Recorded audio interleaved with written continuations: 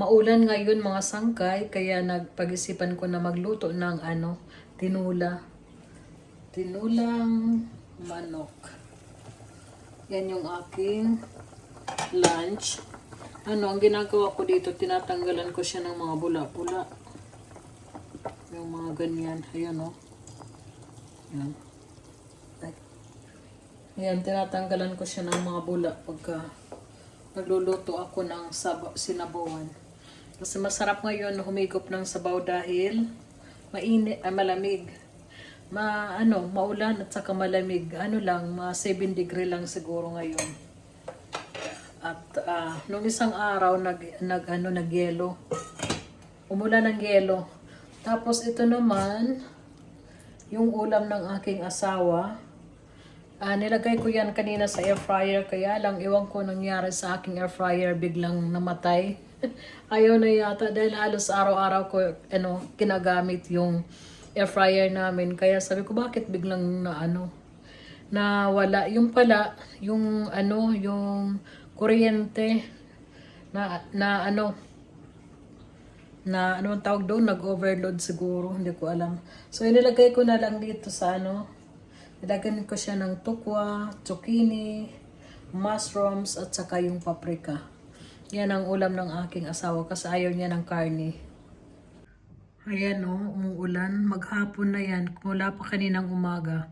Sabi maghapon daw, kaya baka hindi kami makapaglakad muna. Sa ngayon yung daily routine namin. Pero maganda din umulan para naman maanuhan yung aking mga tanim na mga natira nung last year. Bakit dyan ka sa labas? Hindi ka pumasok sa loob. Wolky. Hoy. So yan yung aking tinula. Pinalambot ko siya ng mahigit 1 oras para yung makuha natin yung collagen sa mga buto-buto. Yan, sinabawan ko lang. Let's eat. Yan, nilagyan ko siya ng kunting brown rice. Yan ay simbahan dito. Yan naman ay school. Yung elementary school. Ang elementary dito ay 4 years lang. Wolky. Hier gucken. Well, say mal hello. Say hello.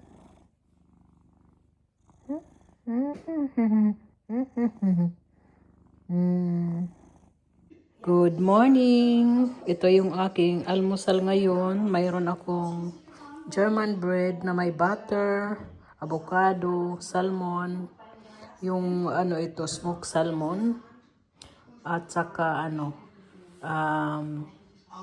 sibuyas.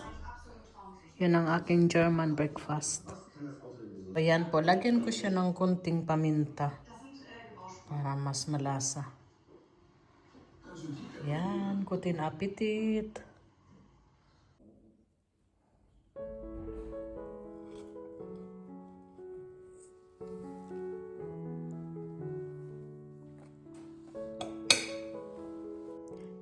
Yung pangalawa kong bread, nilagyan ko yung avocado sa ilalim. Maliit lang yan na slice. Ngayon guys ay March 29. Ngayon ang begin ng summertime. Kaya yung oras dito ay imbis na 7 hours yung different sa Pilipinas, ngayon ay 6 hours na lang kasi maaga pa yung maliwanag na dito, kaya nag-iiba yung time dito. Pagka summertime, yung araw mas mahaba. Pagka winter time, mas maikli yung araw. Kaya yun, nag-iiba yung panahon dito. So guys, alis tayo, maglakad-lakad na naman kasama ko si Habi. So maglalakad kami ni Habi. Was hast du vorhin gesagt, Schatzi? Dass im Sommer die Tage immer um 1 Stunde länger sind. Also nicht 24 Stunden, sondern 25 Stunden. Haben die gerade im Fernsehen gesagt, jetzt ist eine Stunde dazugekommen. Ja. Naja, dann ist die Sommerzeit, dann ist in der Länger. Sommerzeit jeder Tag 25 Stunden lang. Ja, genau, weil es länger ist. Ja, weil eine Stunde dazugekommen ist. Yeah. Okay. So, alis naman kami yung our daily routine, maglakad. Kailangan makakuha tayo ng 10,000 step a day. So, maglakad muna tayo. Maganda yung panahon mga sangkay ngayon. Malamig siya pero may araw.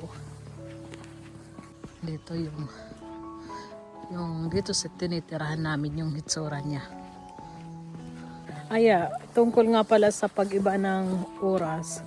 Dito kasi nag-uumpisa pagdating ng alas 12 ng gabi. Yung oras na imbis na alas 12 nagiging alauna. Bali yung oras paiksi. Tapos pa-forward ba? Tapos pagka winter, back, halimbawa alas 12, magiging alas 11. Ngayon, alas 12, magiging alauna ng gabi. Ganyan. Tapos, yun, kaya nag-iiba dito yung oras. Kasi dito, alas 4, nag-uumpisa na, alas 4 ng umaga, nag-uumpisa na magliwanag. Tapos, pagdating ng alas 10 ng gabi, maliwanag pa rin ng konti. Kaya yung araw, mahaba. Tapos, yung gabi, maiksi. Diba, may naririnig ako noon na, the days are short, the night are long. Diba, may kanta yung ganon. Totoo nga pala dito sa sa ibang bansa, dito sa Europe, na pagka winter maiksi yung araw pagka winter, pagka summer mahaba. Yan lang po gusto kong sa inyo, paliwanag kung bakit nag-iiba yung may din yan dahilan, kasi para yung mga tao yung maagang matulog pagka winter kasi madilim na.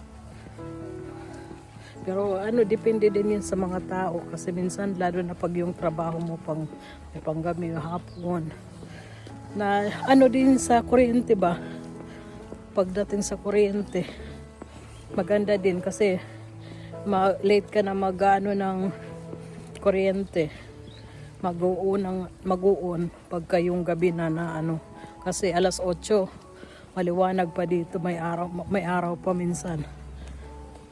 So guys, thank you so much for watching. Kami maglalakad na. Yung mukha ko na brown. Lalong naging brown yung mukha. Sagbal, bye-bye. Saan bye-bye? Bye-bye. Ang ganda Wild spring flowers. Meron kami din sa garden. Yan, may tulips din dito sa dinadaanan namin.